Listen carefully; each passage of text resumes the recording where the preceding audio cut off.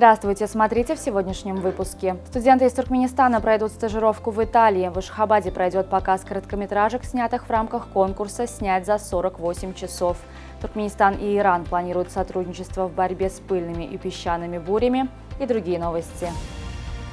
Туркменистан и Иран планируют сотрудничать в борьбе с пыльными и песчаными бурями, которые участились в последние годы из-за изменения климата.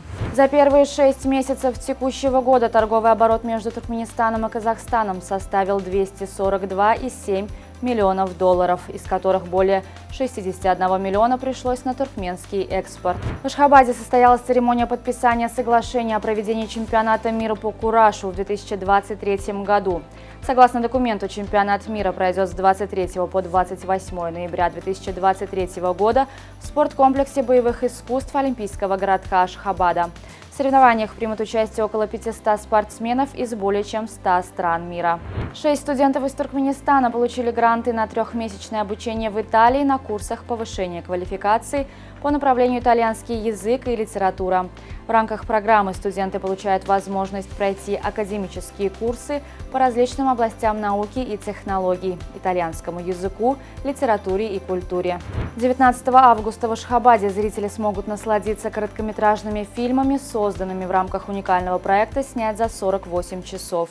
Киносеанс позволит зрителям увидеть разнообразие и талант современных туркменских кинематографистов, пообщаться с молодыми режиссерами и актерами, а также получить мотивацию для участия в этом конкурсе в следующем году. Зрителям будут представлены 18 короткометражек на разные темы. Показ пройдет в американском центре. В Туркменистане наступило время урожая арбузов и дынь. Эти плоды являются традиционными для страны и занимают большую часть овощных и плодово-бахчевых посевов. На полях можно увидеть разнообразие сортов дынь, среди которых выделяются чарджоуские, торпеда и туркменка. Из 1500 сортов дынь, известных в мире, 400 происходят из Туркменистана. Чтобы определить спелость арбуза, нужно обратить внимание на желтое пятно на кожуре, сухой хвостик и звук при постукивании. Арбуз должен звучать глухо, но не тупо, объяснил фермер Мекан Худайбердиев. Сезон арбузов и дынь продолжится до октября. Сейчас убирают ранние и средние сорта, а позже будут созревать поздние. Правительство Российской Федерации ратифицировало протокол по защите Каспийского моря от загрязнения из наземных источников, подписанный в Москве в 2012 году 5 прикаспийскими странами.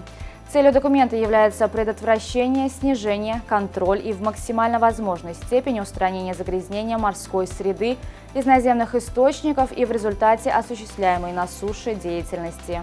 В Японии почти 2000 человек оказались отрезаны от внешнего мира из-за последствий тайфуна Лан.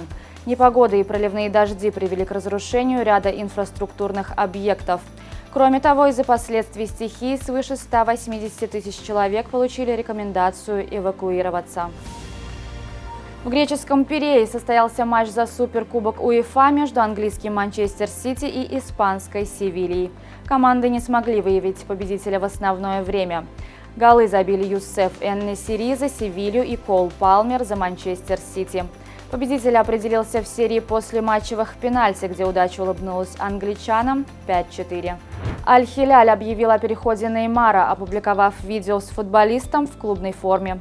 Финансовые подробности сделки не разглашаются, но по информации СМИ ПСЖ получил за бразильца 90 миллионов евро без учета бонусов. Неймар выступал за ПСЖ с лета 2017 года. Он переехал в Париж за рекордный на тот момент 222 миллиона евро. С 2013 по 2017 год он защищал цвета Барселоны. С 20 по 27 августа на центральном стадионе Гиссара пройдет чемпионат КАФА 2023 среди юношеских сборных по футболу. В турнире примут участие команды 5 стран региона – Таджикистана, Ирана, Узбекистана, Афганистана и Киргизстана. В рамках чемпионата КАФА 2023 будут сыграны 10 матчей. Соревнования пройдут по круговой системе в один круг, где каждая команда сыграет с каждой. Команда победителя определится по количеству набранных очков. На сегодня это все. Желаю вам хорошего завершения дня. Увидимся завтра. И не забывайте, что Туркменпортал ваш самый надежный источник новостей.